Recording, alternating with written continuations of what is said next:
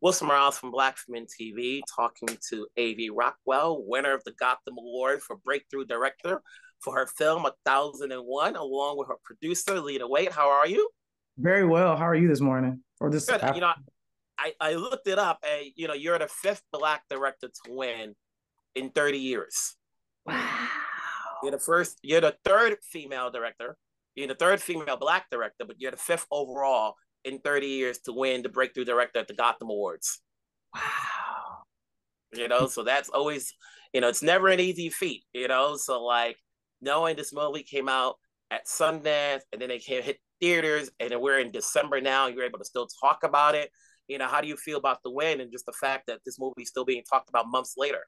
Oh, that's incredible. I think that as I made this movie, I was just thinking about the people that I wanted to see this movie and connect with this movie and who I hope saw themselves in this movie or saw other people better. It's all about human connection and just in terms of what the power that movies have. So I think the fact that for us to have premiered all the way back in January, which feels like ages ago, feels like years ago, really. And for the movies had to have stayed in steady conversation since it was released in March. And then obviously to have a night like last night is incredible. I do have mixed emotions though about what you said. I think it's an incredible feat, and I'm so honored, to be a part of that legacy of Black filmmakers and women filmmakers that are changing the narrative around who actually gets to be bestowed with this kind of honor. But it also just I just can't wait for society to catch up, because over a 30-year period, like that's just crazy, and it just feels like we still move so archaically. It takes a whole team. It takes a marketing, it takes good word of mouth to be even noticed by the jury. I'm sure they're looking at a lot of stuff. Take me back, Lena, in terms of how you got involved with this project, and you get involved with a lot of projects, but film wise, there's a lot you put your name onto. What led you to say yes to this one? Well, it's interesting. It may seem like a lot, but it doesn't feel like a lot to me. This is because you think about it, the first movie I produced was Dear White People. Then for my production company was 40-year-old version. And now AV's film, 1001. So I am pretty particular about the things I attach myself to. But the tricky thing about this one was we really were committed to AV. And we asked her, like, what do you want the movie to be? Like, we've seen what you've done. Obviously, we brought her into our TV space, but we really wanted to know, like, what movie do you want to make? What does your feature look like? And that's when AV started thinking about these themes of home and family and gentrification, and obviously New York. And we just thought, okay, let's see what comes out of that. And over some, couple of years and a lot of talking and table reads and conversations and, lots of conversations, this film was born. And so we were really there from like inception to completion. And I think for me, and that's really the first time I've been a part of something like that. With 40, Rada had been working on that for ages. Justin, he'd been working on Dear White People for a very long time. I think AV had been maybe thinking about this one and ruminating on it, but it wasn't a thing she could hand to us. It was more, here's some ideas I want to explore. Here's some themes I want to kind of get into. And we just kind of thought, that sounds great, go. And we just sort of had to trust each other. The thing when you talk about up to now, the reason these movies continue to be talked about now is because they're resonating with people. These are not a quick throwaways. We're like, okay, it comes and goes. People look at this movie, it's on Peacock now. People are like, oh, they're catching up. They see something that's real that they can relate with that doesn't seem like it's phony. So when you were going back and putting the story together, what was the inspirational research that you went into as you crafted the story? AV? Yeah. So much of this movie, I pulled it from a personal place, my experience growing up in New York. But I also wanted it to be a historical document. Like I was reflecting on what this era was and what it meant for people that either grew up during this time period or would have raised a child during this time period. So I really wanted to create this world as if it was something that could be just like something that could always be a reference in that way. But I also wanted to create a story that people could identify, especially people that felt overlooked. Like if you felt like you were a woman like Inez who was fighting fearlessly with all of your heart and all of your might for your children, for your family, but yet you feel so overlooked and you feel so unseen. I was thinking about that person. I was thinking about the person like Lucky, like this very masculine man who has come from his own traumatic upbringing and experiences, but still had the capacity to love one another child and know the power of that. And I wanted other men to feel the permission to experience that as well. And similar for Terry, you know, just like coming into yourself and just fully getting a sense of who you are. Like, so I think I really just wanted to create three-dimensional characters and people that felt like real human beings through and through for all of their great qualities as well as their imperfections, and then surround them in a world that was equally as complicated, because that is the reality of what everyday life is for this type of family living in Harlem, whether it's right now or back in the 90s. I don't know. I mean, it's more universal than that, to be honest, than just people living in Harlem. But that's who I was thinking about in terms of trying to really pull from a specific place to tell this story. And then you have Teyana. Obviously, she was rewarded with a nomination as well for the Gotham Awards. And, you know, when people see this movie, they're like, oh, that's a real one. You know, they can see somebody that can relate with this character without, you know, you could have found anybody else that people are like, oh, you know, she's British or she's a thespian. But you got Teyana, and, you know, we've seen her work before, but this one took it to another level. You know, can you talk to me about working, the both of you, in terms of seeing her evolve as an actress with this movie? You know, because I don't think anyone has seen her in this light before.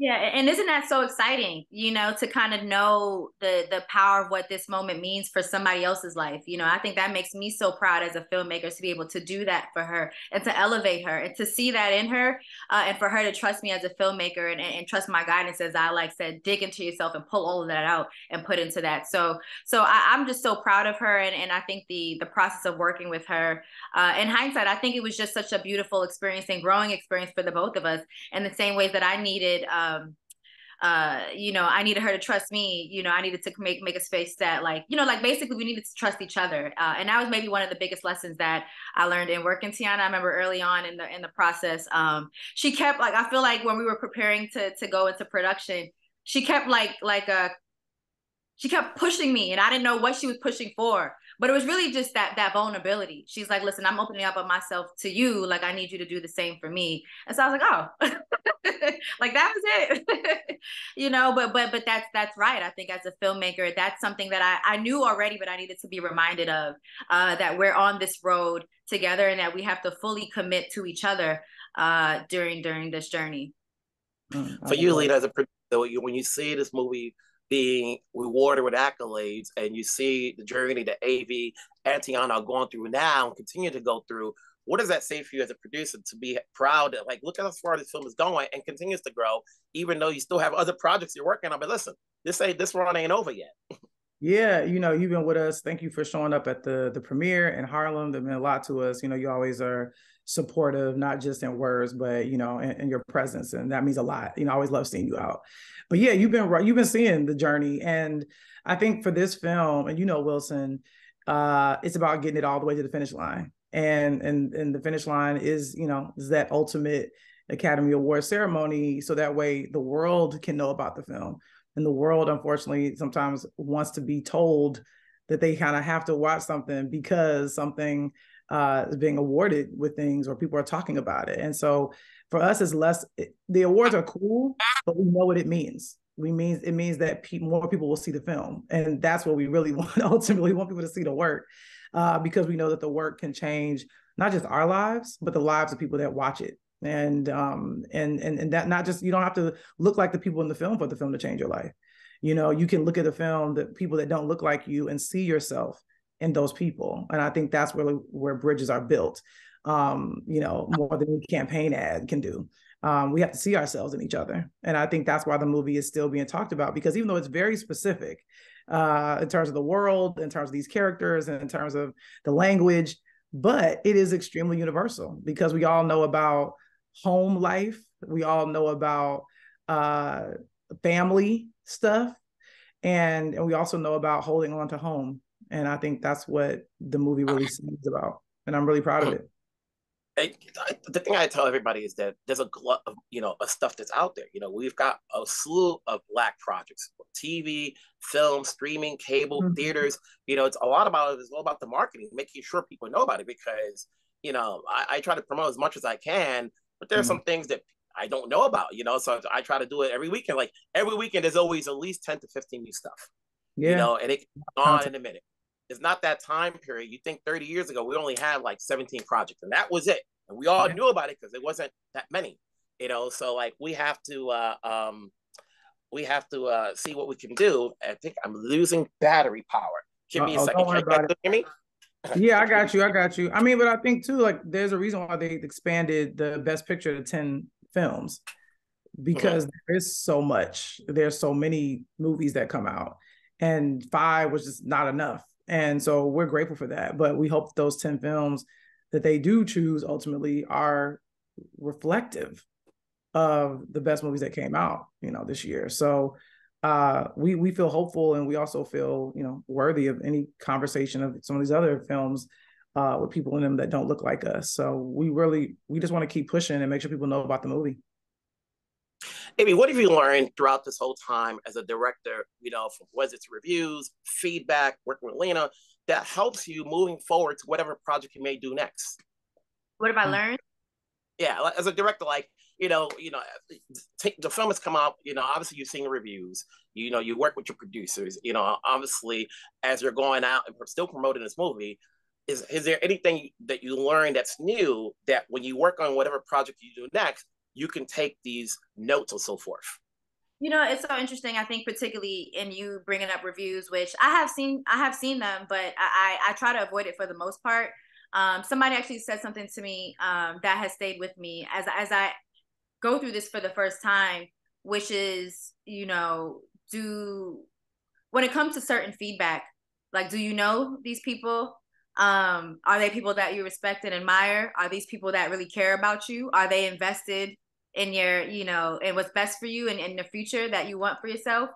And a lot of times, like, no, if this is a person, I mean, I appreciate what anybody has to say as an audience member, whether you are a professional or as a critic or just like a civilian. Like, everybody can take away what they want to from a movie. That's their right. But I think what matters more to me is what I'm hearing from people that are actually invested in my development as a filmmaker and my growth, not only as a filmmaker, but as a human being, and I think that that's an anchor for me that I will keep with as I continue. I want honesty. I think I have I'm privileged that I do have, a community around me, including my producers like Lena, that are very honest always, for better or for worse. And I think that whether it's them, whether it's my mentors, family, friends, I think that's what I look to as my guiding light, like my peers, other filmmakers whose words and whose work I really admire. Like, that's where I'm going to be pulling from, because everything else, it can just get too chaotic and it could take you down the wrong path. And one thing I don't want is for me to get lost, for me to lose a sense of like why I'm doing it in the first place. And I don't want, it's like, this is not an ego thing for me. I make movies because I want to be able to impact culture and impact people. I want to be able to connect and create bridges, as Lena said. So I think that I use in terms of what I've learned. I definitely have learned that like, okay, as I move forward, those are going to be the things that by which I kind of get a sense of like how I'm evaluating outside of my own judgment of myself, like how I'm evaluating how I move forward. For you, Lena, as a producer, obviously there's always different lines you have to look at, whether it's the box office, whether it's the critical assessment, the politics of it all. You know how this game is played, has this film done or taught you anything, as you're still moving to the goalpost of what it can achieve? Sometimes the nomination is the win. Let's keep going further, to what you've learned on this particular film that you're going to carry with you on other projects you want to promote. Ooh, I mean, I think a big thing is that, the system is still really stuck in the past. That's what I know. And we're fighting. Sometimes it feels like we're fighting a losing game. It almost feels like we made something really amazing, and we want it to be recognized. But we also want to tell stories about people that are often invisible to the majority of folks that vote. You know, they're not invisible to us. And these are our heroes. These are our superhero stories in a way, even though people may not want to look at it in that way. You know, Inez she may be complicated, but to me, she might as well be wearing a cape, you know, and defying all odds and leaping over tall buildings and fighting for her child and her family and her home. And I think sometimes those stories are not as valued, especially when you look like us. I can say that about everybody on Zoom. And so I think what I've learned is that it's tough because the award season is important in terms of making sure we get to make more films and then making sure that more people get to see our work so we can have that impact that AV talked about. But at the same time, it can be frustrating to fight to be seen by a group of people that don't really necessarily have a vested interest in seeing us. And so that's what I've learned. And so there's no real, I think to me, as I move forward, it's more about how do we dismantle and how do we rebuild? How do we take a new approach? Because I feel like as we're in this campaign, as we're fighting, and Focus only has such a budget and we're a small movie and we're predominantly Black production, you know, it does make you see the business for what it is. And it makes us want to understand how we can fight to change that. And I don't always have those answers, but that's really what I've learned. That's always about, you know, teamwork. And obviously, as you continue to do this, it's always great to, you know, when you're in the room, you hear what's going on. You know, you feel the vibe. You know, it helps you out. Like a lot of times I show up to these things because I want to hear what people are saying. That helps me along to promote movies like yours. Like, okay, this is what we need to do. You know, you got to get the ears out there. Keep plugging her, keep mentioning her name, so that way they know. So that way you're still, you know, amongst the last ones still standing. You know, then we got to continue because, you know, I've been to the Gotham Awards a number of years where there weren't that many of us. You know, now they've opened up, you know, more categories, and obviously they're putting people on juries so they can take a look at it. And so, you know, that's where it changes. Like, okay, who's on the jury? Are they seeing your movies? You know, I remember what you were doing, saying when you were promoting Queen and Slim.